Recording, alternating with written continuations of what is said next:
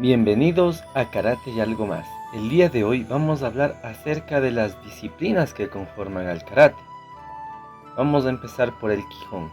Kihon es el término que se refiere a una combinación de técnicas ejecutadas a manera de ejercicio. Esto sirve a los practicantes de karate para refinar las técnicas y para mejorar su velocidad y fuerza.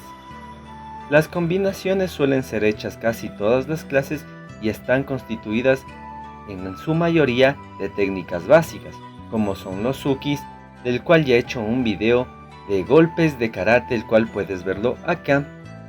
También lo que son las defensas o bloqueos, que también lo puedes ver en la parte de acá. Las patadas, que también la puedes ver en la parte de acá. O posiciones de karate, que también la puedes ver en la parte de acá. Aunque también se realizan combinaciones de técnicas un poco más avanzadas. La práctica del Kihon es fundamental para cualquier karateka, ya que así nosotros podemos mejorar mucho en cuanto a la velocidad de ejecución en las técnicas, la resistencia física y muscular, la coordinación y la concentración en los movimientos. El Kihon es sumamente importante, ya que podemos tomar ciertas partes del kata para mejorarlas, y así mejorar el kata propiamente dicho. Lo que nos lleva al siguiente tema, el cual es la kata. La kata o forma es una palabra japonesa que describe lo que en un inicio se consideró una serie, forma o secuencia de movimientos establecidos que se pueden practicar tanto en solitario como en pareja o en un grupo en una clase de artes marciales. Estos movimientos establecidos por donde pasamos se llama el Enbusen o la línea del kata. Se practica kata en escuelas tradicionales de arte japonés como por ejemplo kata en kobuki o formas teatrales y en escuelas de ceremonia de té. Pero se asocia comúnmente a las artes marciales. Las katas se usan en la mayoría de las artes marciales de Japón y de Okinawa. En la práctica de artes marciales japonesas, sean clásicas como Kyoryu Budo o tradicionales Gendai Budo, los kata se ven como un compañero esencial del randori o kumite, o entrenamiento de combate libre, complementándose entre sí para preparar al practicante para un combate real. Es importante resaltar que el kumite nació a partir de los katas. Sin embargo, actualmente la forma y la frecuencia de práctica del kata en relación con el randori varía según el arte marcial o incluso según la escuela a la que hace referencia. Tradicionalmente el kata se enseña en etapas y con diferentes grados de complejidad. Se comienza el aprendizaje con kata relativamente menos complejos para luego ir incrementando la complejidad de las técnicas y la velocidad de ejecución a los detalles en la ejecución. La imagen más común asociada a la ejecución de un kata es la de un practicante de karate, realizando una serie de movimientos rituales, bloqueos y golpes al aire. Los kata de karate son secuencias específicas que van desde aproximadamente 20 a 70 o incluso más movimientos dependiendo del grado de dificultad del kata, pues la kata se consideran como bases gestuales que se contienen y complementan unas con otras.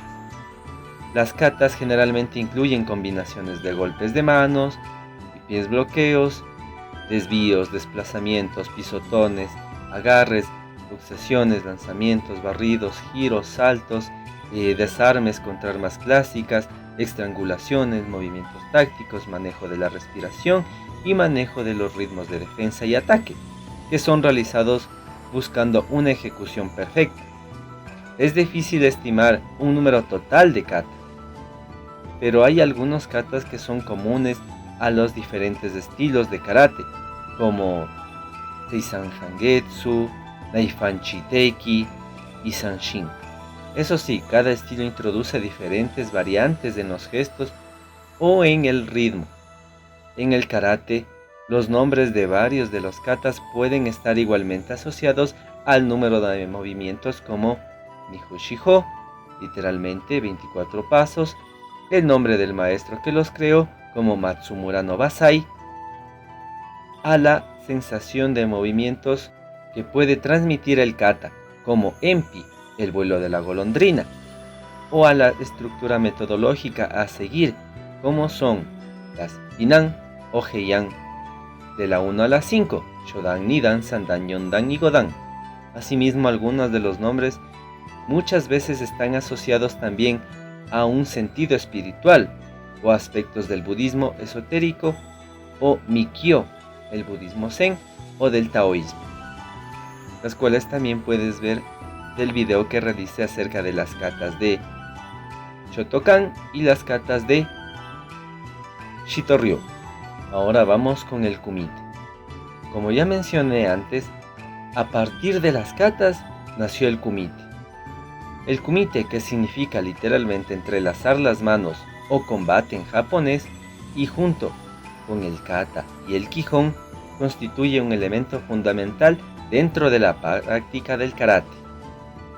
El kumite es un combate en el cual algunas de las técnicas practicadas en el Kihon o en el kata son aplicados en un enfrentamiento con un oponente real.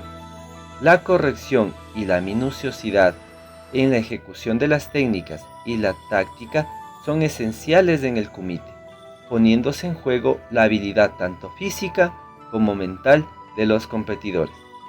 Esta tarea no es fácil, especialmente para los principiantes, y solamente después de algún tiempo los practicantes pueden adquirir la capacidad de concentración y el dominio de un cuerpo necesarios para ejecutar cada técnica con la eficacia y la fuerza apropiadas.